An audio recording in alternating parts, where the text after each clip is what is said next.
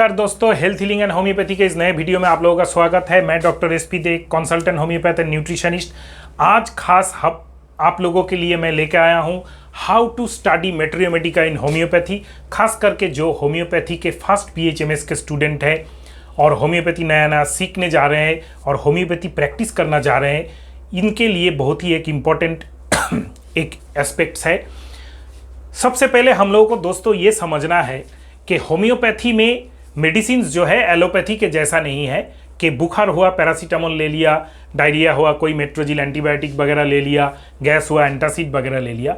Homeopathy में हम लोग जो देखते हैं वह है सिम्टम्स, पेशेंट का सिम्टम्स। तो बिफोर स्टार्टिंग मैट्रियो मेडिका, आपको मैट्रियो मेडिका स्टार्ट करने से पहले थोड़ा ऑर्गेनॉन ऑफ मेडिसिन से आप बहुत सारे बुक्स हैं अवेलेबल, आप ले सकते हैं कोई भी।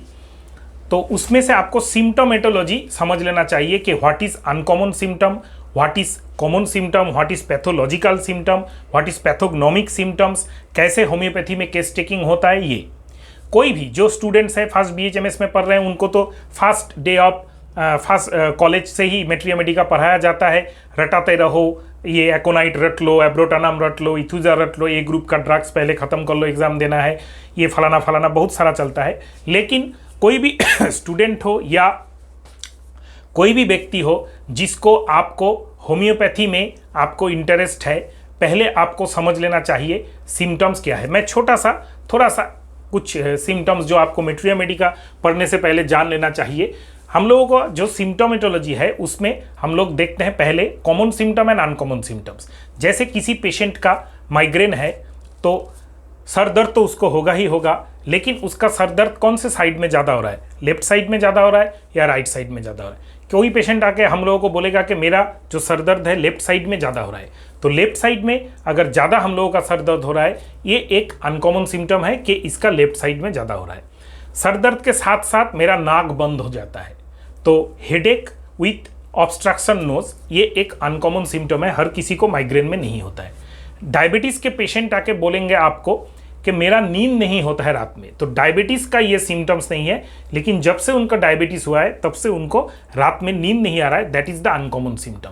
ऐसे अनकॉमन सिम्टम्स के ऊपर ही होम्योपैथी में मैट्रियो मेडिका का जो पूरा जो गुच्छा है सजाया जाता है। और मैट्रियो मेडिका में जब आप पढ़ने जाएंगे तो common symptoms of the disease भी होगा, उसके साथ प्रेस्क्राइबिंग अनकॉमन सिम्टम्स भी होगा। हैनीमैन भी अपने ऑर्गेनॉन में कैरेक्टरिस्टिक सिम्टम रेयर PQRS,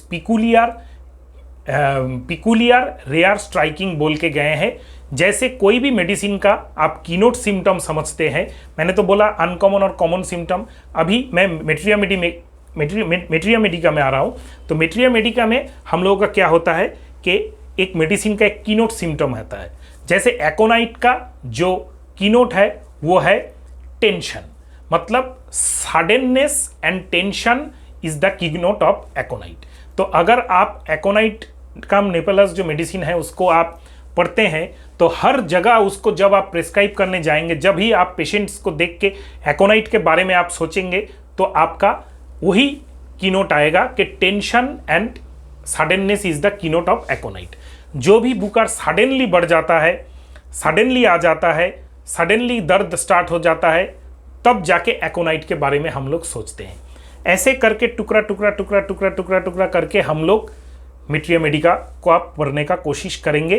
पहले से ही जब हम लोग मैट्रियो मेडिका पढ़ना स्टार्ट कर दिए, उसी दिन से हम लोग सब मेडिसिन रट लेंगे, हमको रटा रटाया हुआ मेमोराइज हो जाएगा और हम लोग प्रिस्क्रिप्शन स्टार्ट कर देंगे। ये संभव नहीं है।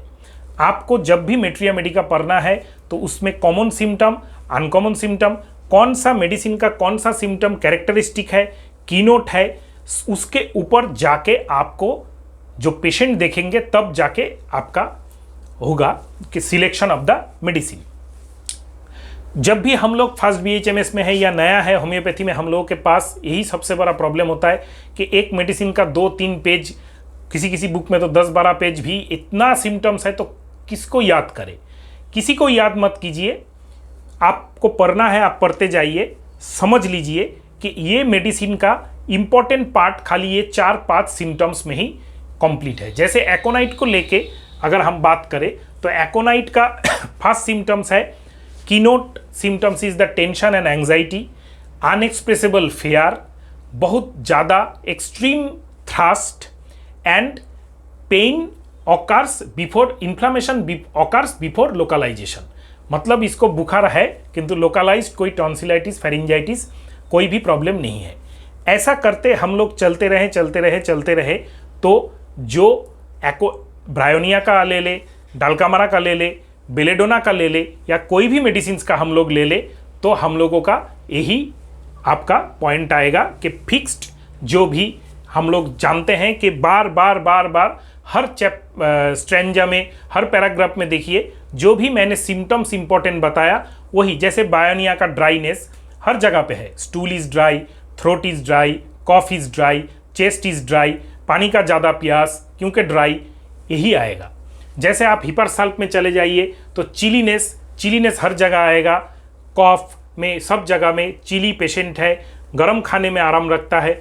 ये सब आपको याद ऐसे करके करना है। जब भी स्टार्टिंग आप कीजिएगा एलेन स्किनोट से कीजिएगा। एलेन स्किनोट वो चाबी है, वो चाबी का गुच्छा है जिससे मैट्रिया मेडिका का इतना बड़ा जो भंडार है खुलता है।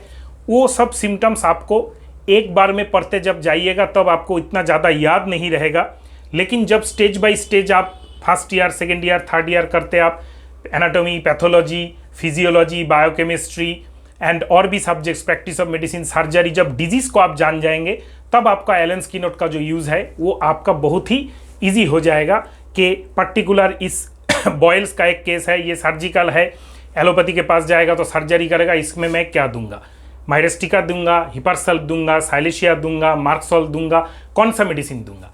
ऐसे करते आप धीरे धीरे जब मैट्रिया मेडिका कंप्लीट करेंगे, एक दिन का बात नहीं है, पेशेंट को भी देखना है, डिजीज पार्ट को भी, एलाइड सब्जेक्ट्स को भी आपको पढ़ना है, पैथोलॉजी, फिजियोलॉजी और प्रैक्टिस ऑफ मेडिसिन, सर्जरी, ये सब कुछ ज्ञान आपको हो जाने के बाद तब जाके आप prescribing symptom, what is to be cure in diseases and what symptom should we consider to prescribe in a particular patient in a particular time, ये आपको ज्ञान होगा। तब जाके आपको ये लगेगा फीलिंग्स कि मैंने मैट्रिया मेडिका कुछ सीखा है। जब आप फर्स्ट ईयर में रहेंगे, कोई भी डिजीज़ के बारे में उतना ज़्यादा आप जानते नहीं है, खाली एनाटॉमी, फिजियोलॉजी नॉर्मल जानते हैं, तब आपको इतना ज़्यादा याद नहीं आएगा, समझ में भी नहीं आएगा कि कैसे एकोनाइट प्रिस्क्राइब करना है, कैसे ब्रायोनिया प्रिस्क्राइब करना है, कैसे बेलेडोना प्रिस्क्राइब करना है। 2-4 सिम्टम्स के ऊपर आप प्रिस्क्राइब कर सकते हैं कि सर्दी के लिए मैंने बेलेडोना दे दिया था, अच्छा हो गया, ब्रायोनिया दे दिया था, खांसी के लिए अच्छा हो गया। हो सकता है क्योंकि आपने 2-4 सिम्टम लिया था, मैच किया था, ठीक हो गया, लेकिन इसके ऊपर ही सोलली आपको डिपेंड नहीं करना है। आपको एलाइड सब्जेक्ट और मैट्रिया मेडिका में जो भी सिम्टम्स है उसके पास जो भी कॉमन सिम्टम्स को खुद से अलग करना है, खुद का मेमोराइजेशन, खुद का जो आपका जो बोध शक्ति है उससे अलग करना है, फिर जाके आपको फिल्टर कर लेना है कि मुझको ये सिम्टम्स के ऊपर प्रिस्क्राइब करना है। कोई भी बुक्स एलेन स्किनोट के बाद आप लोग बोरिक पढ़िए, केंट पढ़िए, फेरिंगटन पढ़िए, या जितने भी हम लोग इंडिया के एसआर पाठक का मैट्रिया मेडिका है, बहुत सारे ऐसे मैट्रिया मेडिका है, ऐसे आप पढ़ते जाएंगे।